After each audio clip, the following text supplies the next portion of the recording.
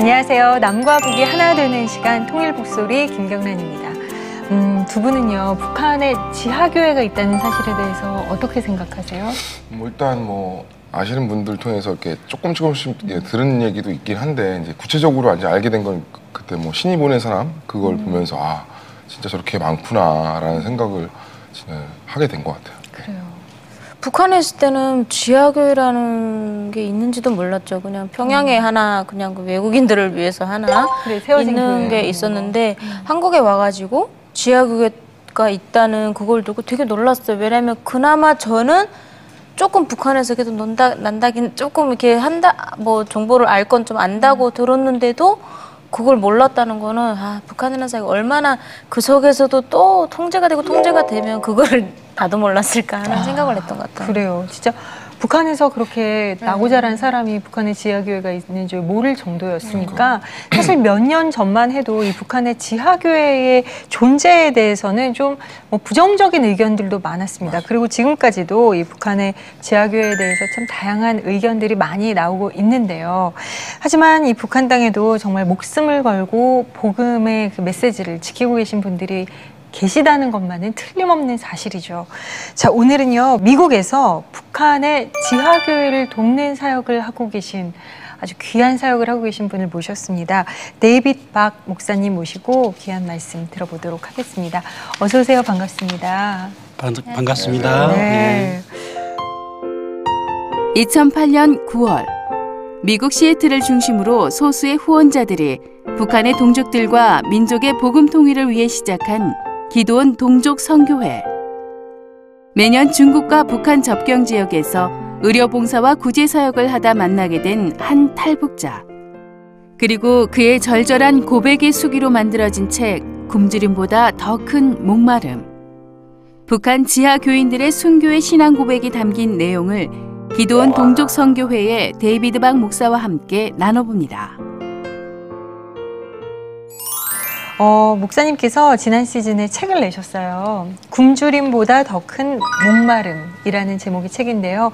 이 북한 지하교인들의 아주 생생한 이야기가 담겨 있다고 들었습니다. 네, 일단 이 굶주림보다 더 큰 목마름 굉장히 좀 의미심장한 내용 같아요. 그렇죠. 이름 자체가. 저는 알 것 같아요. 그러니까 북한에 그렇다고 목마르다는 거는 물은 있으니까 그 목마름이 아니라 육체적인 이렇게 굶주림과 배고픔보다 이제 지하교회니까 하나님에 대한 목마름. 그게 더 큰 마름이 아니었나 하는 의미죠. 맞는 거죠?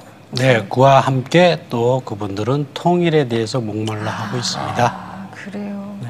그럼 현재는 어떤 사역을 하고 계시는 거예요? 네, 지금은 한 4가지 크게 중국, 북한 국경에서 의료봉사로 탈북한 우리 동족들을 치과, 내과 치료를 1년에 2차례 하고 또 거기에 현지의 빵 공장을 통해서 북한 안에 어린아이들을 5,000개씩 매달 보내드리고 북한 또 내부의 전문가들을 통해서 현재 농업을 지원하고 있고 후방에서는 이 일을 잘 되기 위해서 이렇게 여러분처럼 기도하고 알리고 하는 홍보 사역을 함께 그렇게 하고 있습니다. 단계적으로 다 하고 계시네요, 진짜.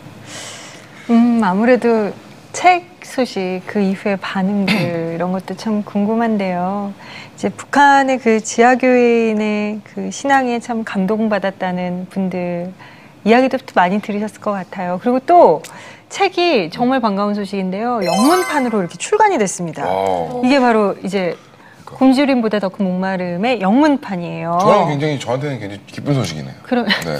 그래요. 정말 반가운 소식이네요. 예, 영어 이름은 The Righteous Outlaw라고 번역이 됐고 원래 원제목은 굶주림보다 더 큰 목마름 이렇게 또 부제가 달아 있습니다. 근데 그 미국 의사 장로님 스티브 하몬드 박사께서 저걸 영어로 번역을 해주셨는데 사실 처음에 저 굶주림보다 더 큰 목마름이 나오자마자 우리 존경하는 주선혜 교수님이 빨리 영문판을 내십시오. 그렇게 먼저 첫 마디가 그렇게 해주시는 바람에 참 어떻게 그 한마디 쓰이 그렇게 큰 힘이 돼서 1년 만에 정확히 나오게 됐습니다. 정말 거기 안에 보면은 기적 같은 일들이 많아요. 그래서 제가 기도를 했죠. 하나님, 이 사실을, 이 사건을 알고 있는 분을 보내달라. 그 이사야 43장에 보면은 내 일에 대한 증언자를 보내주겠다고 하나님께서 이사야한테 말하잖아요. 그러니까 우리는 증언자가 필요한 거죠. 그러고 있었는데 마침 작년 8월 달에 이 사건을 알고 있는 증언자가 나타났어요. 네. 그분한테 이제 그동안에 되어진 저 안에 있었던 일들 중에 제가 조금 의심 가했던 얘기들을 구체적으로 물어보니까 상세하게 다 알고 있는 거예요. 그 뭐 소를 번제로 드렸던 번제단부터 시작해갖고 거기 방화 사건 뭐 누구 구체적인 이름들까지 다 알고 계신 분이 나타나셨어요. 또 좀 얘기 듣다 보니 궁금해지는 게 혹시 또 다른 지하교인의 뭐 이야기들 혹시 좀 들을 수 있을까요? 예, 그래서 우리 그 저자 김길남 형제가 하나님을 알고 북한 안에서 이제 전도를 나갔어요. 전도를 나갔는데 특별히 그 물건 자재를 운반해주는 트럭 운전사 전용식 씨를 만나요. 만나서 정말로 조심스럽게 접근을 했더니 이분이 극적으로 마음 문을 열고 그분은 또 신약 복음을 먼저 읽은 거예요. 신약. 네. 이 주인공은 구약을 먼저 읽었고 그분한테는 어떻게 신약이 먼저 들어가서 신약을 읽고 이분이 정말로 이제 트럭 운전사로서 이쪽 지방도 다니고 저쪽 지방도 다니면서 만나는 사람마다 비밀리에 복음을 전달을 했어요. 이게 짐을 갖다가 운반해 주니까 은혜를 입으니까 복음을 전달하기가 좀 쉬웠겠죠. 근데 이제 그것이 6년 만에 그 은혜를 악으로 갚는 사람 때문에 그만 죽습니다. 예. 그리고 왜 그랬냐면은 그 트럭 운전에 그 짐을 부탁했던 분이 이 전영석 씨가 예수님을 믿는다는 걸 사실을 알아서 죽인 게 아니고 자기들이 나쁜 물건을 외화로 다른 나라에다가 반출한 것을 그 전용식 형제가 아니까 이 사람이 알면 안 되겠다 싶으니까 그렇게 해서 먼저 빨리 죽은 얘기도 있습니다. 근데 제가 또 듣기로는 호위총국 출신의 비밀 성도가 있다는 이야기를 들었어요. 근데 제가 알건데 북한에 호위총국 하게 되면 대단한 사람들이거든요. 호위총국이 우리나라로 따지면 그게 뭐냐면 우리를 말하면 이제 대통령 측근의 경호, 그러니까 대통령을 직접 경호하는 사람이거나 저택, 북한으로 말하면 막 별장 같은 데를 다 호위하는 그 호위병들이에요. 근데 저희보다도 더 빨개요. 빨갛다못해 막 진짜 막 보라색이 날 정도로 진짜 빨갱이거든요. 그래가지고 그 사람은 바늘 떨어지는 소리도 다 듣고요. 그럴 정도로 충실된 사람인 충성된 자인데 진짜 그 사람이 비밀 성도였다는 게 조금 다가오지가 저는 않아요. 혹시 그 이야기 좀 해주세요. 예, 그분의 이제 이름은 여기 이제 이니셜로 나왔는데 엘리라고 하는 분이 비서실에도 여러 담당관들이 많겠죠, 그죠? 뭐 음식을 만드는 사람, 뭐 옷을 또 만드는 사람, 뭐 이발하는 사람, 뭐 다양하듯이 그러나 그 다양한 사람들이 어디에 장소에 머무느냐에 따라 갖고 또 복음을 받아들이는 경로나 위치는 또 틀릴 수가 있어요, 그렇죠? 그 분 중에 그 엘리라고 하는 분은 깊은 산골에서 정말로 고급 숯을 만드는 사람이었어요. 숯을 만드는. 정말로 고급 숯. 네? 누구만 써야 되는 그런 고급 숯을 만드는 분이었는데 그 안에서 복음을 일찍이 받아들고 거기서 기도하면서 정말로 조그만하게 기도원 비슷하게 차려놓고 혼자서 기도했던 분이죠. 근데 그분이 거기 산속에 깊은 산속에까지 오신 분들을 한 사람 한 사람 비밀스럽게 전도를 하시다가 돌아가셨어요. 근데 그 돌아가시면서 이미 자기 죽음을 예견했는지 늘 평소에 이런 말을 했다 그래요. 우리 길남 형제한테. 나는 죽어서도 내가 만드는 저 숯처럼 더러워진 세상 공기를 맑게 하고 싶은 사람이 되고 싶다. 또 이제 굉장히 재미있는 부분이 뭐냐면 이 저자는 어떻게 보면 구약 쪽복음을 먼저 받아들였고 그다음에 뭐 아까 말씀하셨듯이 신약 쪽복음을 이렇게 받아들이신 분들이 있는데 이 구약을 받으신 분들은 이제 하나님을 약간 깡패 두목처럼 이제 생각합니다. 왜냐면 굉장히 무서우신 하나님이니까. 보스. 근데 이제 신약 쪽복음을 하신 분들은 또 이제 약간 예수님의 사랑을 강조하니까 이 두 파가 막 굉장히 막 부딪히고 뭐 이런 일도 있었다 그러는데 그건 또 무슨 일인가요? 북한의 그 폐쇄된 지역상하고 똑같습니다. 함경도 사람은 함경도 일만 알니까 남한 분들이나 미국 성도들이 함경도 사람 만나면 그 얘기가 다 북한 얘기인 줄 알아요. 이렇게 되는 거죠. 그렇죠. 또 황해도 얘기는 또 틀리걸랑요. 그다음에 뭐 평양 얘기는 또 틀리고.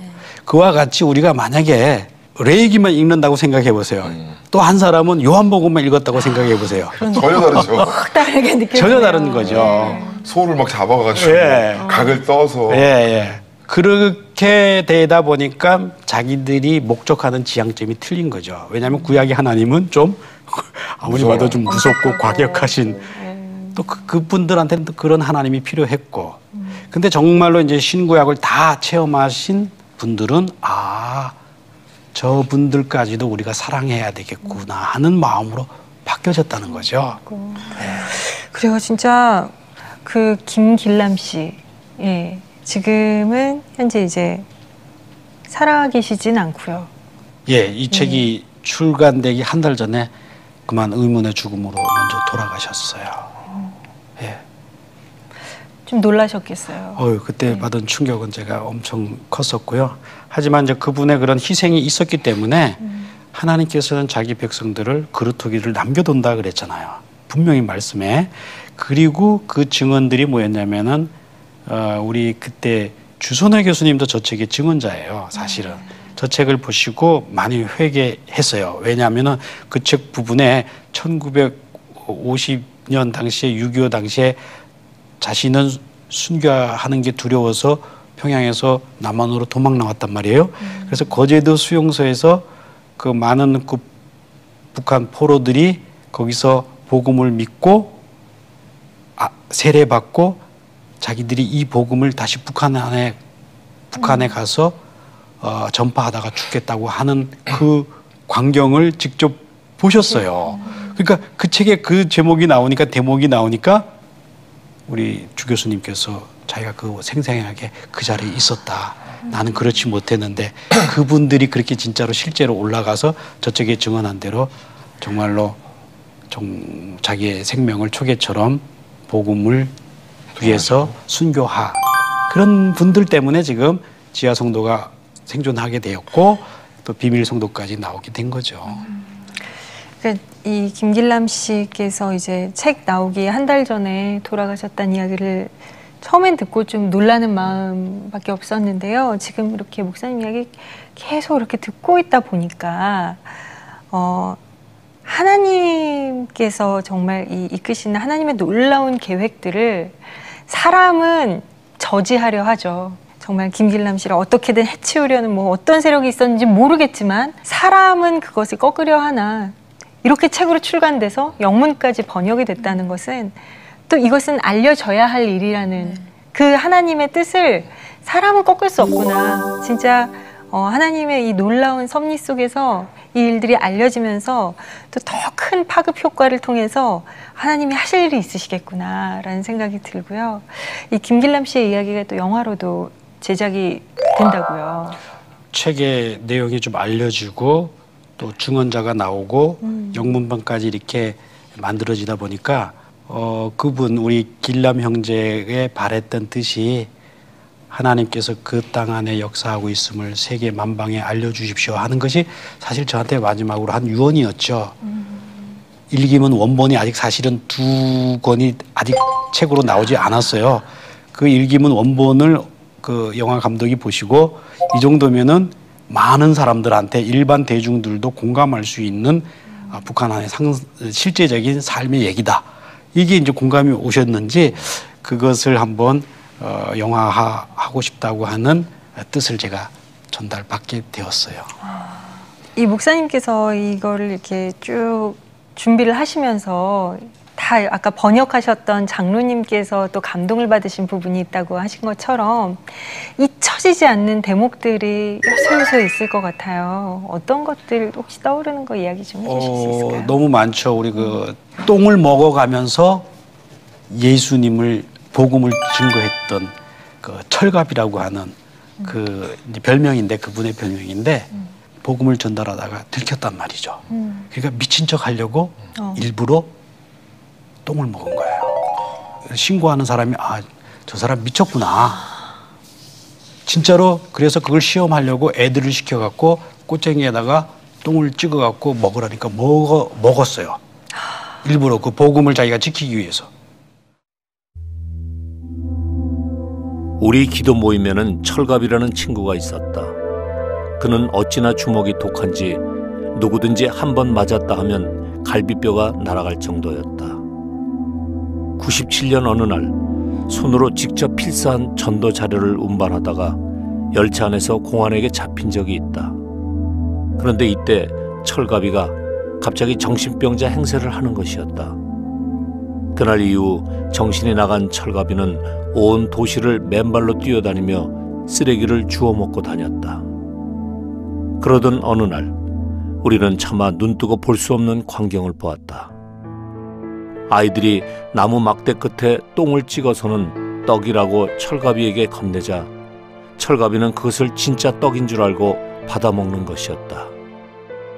알고 보니 안전부 주재원이 철갑이가 정말 미쳤는지 알아보려고 아이들을 사주해서 그런 일을 꾸민 것이었다. 그러던 어느 날 철갑이가 나를 찾아왔다. 그의 얼굴은 어느새 천하장사 철갑이로 돌아와 있었다. 조선의 모든 사람이 나의 연기에 감쪽같이 속았지 뭔가. 자, 이제 모든 사람이 나를 미치광이로 여기고 있으니 이제부터 본격적으로 일해보세. 전도 자료들과 외국에서 반입할 자료가 있으면 나한테 말하게. 내가 책임지겠네. 철갑이는 이후 각지를 돌아다니며 우리의 훌륭한 우편 배달부가 되어주었다. 중국에서 북한으로 보낼 책이나 성경책은 철갑이가 전달해 주었다. 그러던 어느 날 철갑이는 국경 경비대 단속에 걸려 품속에 넣고 있던 책들이 발각되었고 결국 죽임을 당하고 말았다. 철갑이는 아무나 흉내낼 수 없는 충성심을 가진 사람이었다. 복음 전파를 위해 똥물을 마시고 복음 전파를 위해 기꺼이 더러운 옷을 입고 쓰레기를 먹었으며 복음 전파를 위해 그 모질고 혹독한 고문을 이겨낸 위대한 순교자다. 근데 저도 사실 방송을 나오기 전에는 이렇게 선교 이렇게 다녔었어요. 근데 그때 보게 되면 저는 그때 진짜 북한 사람들에게 이렇게나마 복음을 전할 수 있구나, 이렇게나마 우리가 할 수 있는 일이 있구나 하는 걸 느꼈었어요. 근데 제가 그걸 하면서도 저는 이제 북한에서 살다 왔으니까 그곳을 알잖아요. 저 사람이 저걸 이제 보다가 만약에 들키게 되면 어떻게 될 것인지, 저 사람이 저걸 가져가서 혹시나 버리지 않을까? 근데 다시 그 사람을 다시 갔다가 오는 걸 보게 되면 진짜 저보다 성령이 너무 충만하고 말씀에 너무 푹 빠져 있는 걸 보고 이 사람이 또 딴 사람한테 이야기를 했대요. 그 복음 쪽지를 또 마당에 갖다 던지고 했다는 걸 보고 그렇게 위험한 속에서도 저 사람들이 얼마나 갈급하면 진짜 이 책에도 나온 것처럼 진짜 굶주림보다 더 갈급한 게 얼마나 자유고 하나님이고 통일이었으면 저렇게 위험을 무릅쓰고도 저렇게 할까 느껴지거든요. 근데 목사님 이제 보시게 되면 목사님도 그런 경험들이나 그런 이야기들을 많이 들었을 것 같아요. 어떠세요? 예, 그 우리 주인공 저자께서 제가 사실은 마지막 책이 지금 먼저 나온 거예요, 사실은. 일기문은 책이 아직 안 나와 있고요. 근데 이 책을 목사님 남한의 성도들과 우리 미국의 성도님들한테 알려주세요. 책으로 만들어서. 제가 맨 처음에 안 된다 그랬어요. 왜 그렇게 했어요? 이분이 목숨을 내가 또 지켜야 되잖아요. 북한 지하교회에 있으니까 이거 보십시오 사람들, 이렇게 저는 그렇게 이벤트적으로 그렇게 하고 싶지 않았어요. 그분의 생명도 소중한 건데. 그랬더니 저한테 그러시는 거예요. 목사님, 저희들은 하나님께서 우리 민족을 통일시키는 데에 희생 제물이 필요해서 우리를 사용하겠다고 한다면 우리는 그 희생 제물이 되기를 위해서 기도하고 이미 각오했습니다. 제가 그 말에는 더 이상 거부할 수 없겠더라고요. 이건 하나님의 뜻이구나. 정말로 저분들이 목숨을 내놓고도 하나님께서 그 안에서 우리 민족을 뭔가 이 세계에 크게 하나님께서 드러내시려고 하시는 뜻이 있구나. 약한 자를 들어서 강한 자를 부끄럽게 하시는 그 뜻이 있구나. 그걸 이제 제가 받으니까 제가 어떻게 안 할 수가 없죠. 그래서 알렸죠. 근데 뭐 진짜 이거는 정말 그런 설교 말씀을 들은 적이 있어요. 신앙을 잘 지키고 사십니까? 믿음을 잘 지키고 사십니까? 그런데 네, 그렇죠. 저는 뭐 교회도 잘 가고 뭐 성경도 잘 읽고 뭐 잘 지키고 살아요라고 이 남한에 있는 성도들은 그렇게 얘기를 하겠죠. 그런데 그 신앙을 잘 지킨다는 것은 이렇게 그냥 신앙을 지키는데 전혀 문제가 없고 전혀 어떤 불편도 없는 곳에서 신앙을 지키는 것이 그것이 신앙을 잘 지키는 것이 아니라 당신이 만약 저 북한에 저 통제되고 억압된 북한에서도 하나님을 믿고 신앙생활을 잘할 수 있겠습니까? 그것이 바로 신앙을 잘 지키는 거냐는 거에 대한 질문이라는 거예요. 망설여졌어요. 그냥 이렇게 뭔가 영화를 보면서도 너무 가슴 아팠지만 그 신이 보낸 사람이라는 영화를 보면서도 이제 간접적으로 우리가 볼 수 있었던 기회잖아요. 가슴이 아팠지만 그냥 그래 나도 저기 가서도 잘 지키는 내 믿음을 갖도록 노력해야지 정도지 이게 진짜 내가 그럴 수 있을까라는 생각이 들었는데 오늘 목사님 이야기 들으면서 희생 제물이 그게 나라면 내가 과연 기꺼이 하나님 제가 제물이 되겠습니다라고 얘기를 할 수 있는 우리의 신앙은 그러한가 마음이 너무나 뜨거워지면서 참 죄스러운 마음도 많이 들고 그렇네요. 저도 뭐 제가 직접 경험하거나 본 거는 아니지만 제가 북한에서 이제 감옥 생활을 할 때도 기독교를 믿었다는 이유로 한 명이 영숙 언니라고 이제 기독교를 믿었다고 해서 이제 정치범수용소로 가게 된 언니와 같이 이제 방을 썼었어요. 제가 들은 건 아니지만 다른 사람을 통해서 진짜 북한의 감옥 안에서 매 맞아 죽으면서도 진짜 찬양하고 하나님을 시인하고 기도하다가 이제 죽음을 맞이하시면 그런 분들이 있다는 걸 보고 진짜 저도 가끔은 나는 지금 이렇게 행복한 속에서도 하나님을 부르지도 잘 못할 때가 많은데 심지어 그 사람들은 감옥 안에서 그렇게 맞아서 사람이 죽는다는 게 얼마나 진짜 너무 힘들잖아요. 그 속에서도 하나님을 부르짖으면서 그렇게 했다는 그 사람들을 보면서 가끔 저도 진짜 내 믿음에 대해서 다시 돌아보게 되고 진짜 지금 여기에 나오시는 저자처럼 나도 이제 그럴 수 있을까 이런 생각을 많이 하는 것 같아요. 네. 그리고 뭐 이제 제가 뭐 들어보기로는 이제 요즘에 굉장히 또 남북 관계가 약간 긴장 상태잖아요. 그 보면은 이제 특히 미국 국적을 가진 한인 크리스찬들이 분명히 있어요. 근데 그 미국 국적을 가진 한인 크리스찬들이 지금 이 통일의 세대에 저는 굉장히 중요하다고 생각하거든요. 실제로 제가 아는 어떤 형도 미국 국적의 크리스찬이라서 이제 북한에 갔다 왔던 얘기도 많이 좀 듣고. 출입이 수월하잖아요. 네. 그렇죠. 그러니까 이제 근데 그분들이 솔직히 구체적으로 어떤 것을 해야 될지 그런 부분 솔직히 잘 모르겠거든요. 네, 아주 좋은 질문이에요. 제가 몇 주 전에 워싱턴 D.C.하고 미국 동부 지역에 이제 집회를 갔어요. 갔고 이제 이 굶주림보다 더 큰 목마름에 대한 얘기를 영화로 만들 준비를 좀 하고 있습니다. 그래서 지금 식어지고 외면하고 있는 통일에 대한 의식을 좀 고치시고 싶습니다 하는 그 인터뷰 기사가 신문에 나왔는데 어느 분이 기사를 보고 찾아왔어요.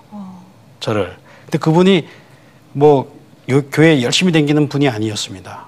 그냥 우리 대한민국에서 나서 미국에서 살고 있는 디아스포라 한인이었어요. 그리고 교수시고 그 지역의 한인 회장을 지내신 분인데 목사님 저희들이 만약에 이 이야기가 영화로 만들어서 많은 분들이 통일에 대해서 관심을 가질 수 있다면 저희들이 열심히 그거 돕겠습니다. 이러시는 거예요. 그래서 제가 너무나 그렇구나. 우리 미국에 있는 디아스포라가 믿든 안 믿든 내가 태어난 내 고국에 대해서 지금 세계가 관심하고 있는 우리나라에 대해서 얼마나 저렇게 통일이 되어야 되는 거에 대해서 관심이 많구나 하는 것을 내가 너무 깊게 깨닫게 됐어요. 그래서 우리 디아스포라 성도들이 해야 될 일이 바로 이 지금 식어진 또 통일에 대해서 전혀 중요한 가치를 모르고 있는 것을 일깨워주는 일, 바른 방향으로 일깨워주는 일을 해야 되겠구나. 그리고 저 길람 형제도 그것을 바랬고 이걸 좀 우리 디아스포라 미국에 있는 한인들이 해내면 너무 좋겠죠. 목사님 모시고 진짜 이렇게 이야기를 나누니까 참 많은 것들에 대한 반성과 깨달음도 있지만 이 김길람 형제님 정말 얼마나 이 땅에서 값지게 살다가 하늘나라 가셨나라는 생각이 들면서 그냥 그런 거 있잖아요. 물론 이분이 그 북한의 실상을 전하고 북한 선교에 어떤 불을 지피는 그런 하나님이 맡겨주신 사명도 감당을 하셨겠지만 그냥 우리 요즘에는 선생이 없고 내가 이렇게 뭔가 본받아야 멘토가 없다 뭐 이런 얘기를 하는데 한 사람은 신앙인으로서도 정말 순도 높은 신앙의 삶을 살다 가셨다라는 생각이 들거든요. 혹시 기억나시는 그 김길람 형제에 대한 어떤 신앙의 모습들 있으세요? 이제 책에는 없는 내용이고 아직 출간되지 않는 그분의 일기문 그 두 권에 보면은 이제 그분이 17년 동안을 이제 하나님을 알고 이제 가셨는데 처음 6년은 북한 안에서 나머지 11년은 중국 땅에서 거의 도망자의 삶을 살았어요. 어떤 날은 밥을 먹다가 뭔가 이상한 발자국 소리가 나면은 신발도 못 신은 채로 도망가야 했던 그런 일들이 수십 번. 그러니까 밥을 제대로 한 번을 마음 놓고 편안하게 먹지를 못했던 거죠. 그러면서도 그 자기 자신은 이 민족이 제대로 하나님을 알고 통일이 되어진다면은 난 이렇게 살아도 여한이 없다 하는 그런 대목을 제가 줄줄이 읽으면서 너무 참 괴로울 정도로 회개가 되더라고요. 우리는 만난 집, 맛있는 집이 서울에 왜 이렇게 많은지 너무 우리 반성해야 될 것 같습니다. 그분들은 먹을 것조차가 없는데 우리는 어디 집이 제일 맛있대더라 이런 집만 막 찾아다니고 너무 죄송스러워요. 그래서 제가 늘 밥 먹을 때마다 그분이 생각이 나고 또 북녘 애들 생각이 나고 어서서히 우리가 빨리 저분들에게 하나님의 사랑을 제대로 전달해야 우리가 하나님 앞에 다 가서 물을 때 너희는 너희 동족 형제들이 저렇게 헤매고 힘들 때 뭐 했었냐 하고 꾸중 안 듣지 않겠어요. 그런 마음으로 우리 길람 형제를 그렇게 아직도 속으로 지금 사귀고 있어요. 그러네요. 이미 몸은 같지만은. 그래요, 목사님. 앞으로의 목사님에게 하나님께서 맡기신 일들을 참 기대하면서 저희도 함께 기도하고 싶은 마음이 들어요. 나누고 싶은 기도 제목 있다면 함께 나눠주세요. 정말로 이 굶주림보다 더 큰 목마름이 지금 그 김길람 형제의 진짜 정말 소중한 어려서 태어났을 때부터 결혼해서 그 북한 안에 그동안 자기가 중학교 때 어떻게 싸웠고 어떻게 싸우다가 또 군대에 갑자기 끌려가고 결혼을 했더니 어떤 아내하고 만나서 사랑을 하고 갈등을 하고 이런 정말로 인간이면 누구나 겪을 수 있는 그런 삶의 그런 자리들이 애환들이 눈물들이 저 속에 속해 있거든요. 그 책이 좀 책으로 나와서 많은 사람들한테 북한은 이런 데구나 하는 그런 삶이 좀 제대로 좀 알려졌으면 좋겠고요. 그 다음에 두 번째는 이제 그런 내용들로 통해서 우리 오지연 형제님이 좀 재밌게 잘 또 표현해서 영화도 좀 많은 사람들이 공감할 수 있는 그래서 우리가 좀 회개할 수 있고 눈물을 흘릴 수 있고 통일이 잊혀진 세대들한테도 우리한테는 우리 민족한테는 이런 하나님의 사명이 주어진 민족이구나 이런 게 좀 전달되어질 수 있기를 위해서 부단히 기도하고 계속 맡은 일을 좀 감당하고 싶은 마음으로 기도 제목을 드립니다. 네. 오늘 데이비 목사님과 함께 참 가슴 아프면서도 도전이 되고 참 귀한 시간들 함께 나눠봤는데요. 두 분 어떠셨어요? 목사님께서 하신 말씀 중에 순도라는 얘기를 많이 하셨어요. 근데 그 말씀이 참 공감이 되고 예수님께로 가까운 사람들을 보면 내가 너무 창피한 게 이 사람들은 정말 예수님께로 정말 100%까지는 가지 못하지만 99.9%까지 깨끗하게 가려고 하는 사람들 보면 우리가 너무 창피한 거예요.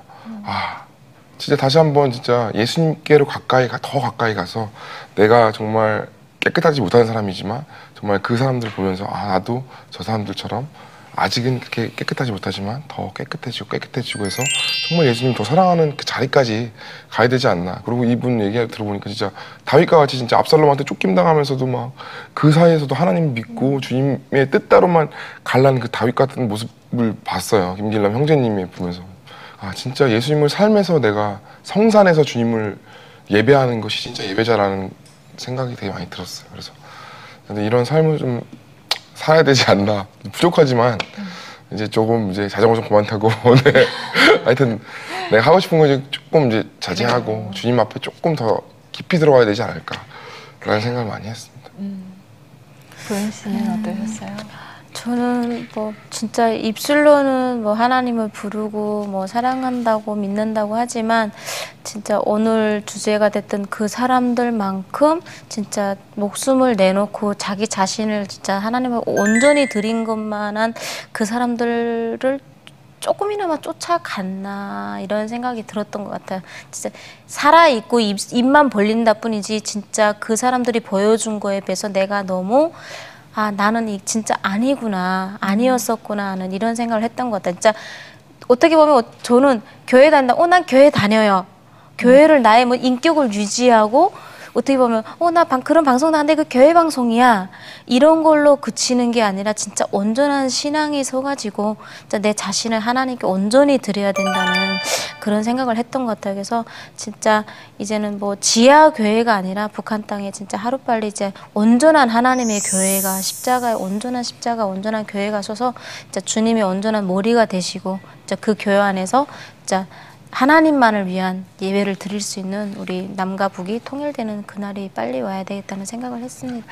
이렇게 방송을 하다가 선배들이요, 너 가장 위험할 때가 언제인 줄 알아? 그러는 거예요. 그래서 무슨 말이에요? 언제예요? 그랬더니 너가 이 정도면 그래도 방송 적절하게 잘하고 있다. 적당하게 내가 이 정도 실력이면 잘하고 있다. 이렇게 생각할 때가 가장 위험할 때야 라고 한 얘기를 들으면서 그걸 신앙에 한번 비춰봤어요.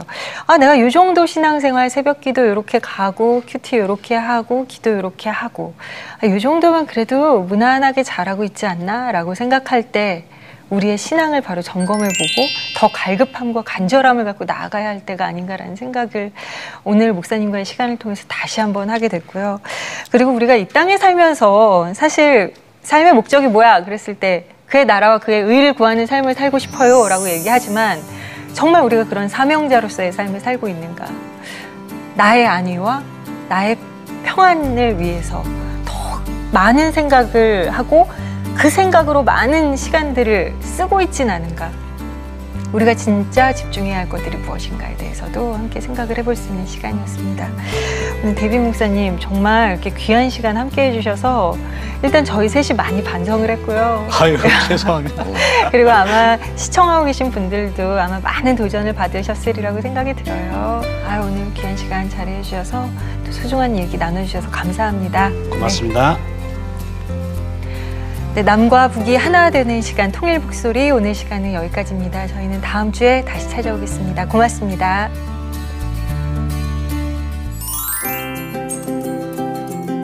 탈북아동의 80%는 아버지가 없는 편모 가정의 아이들이라고 합니다.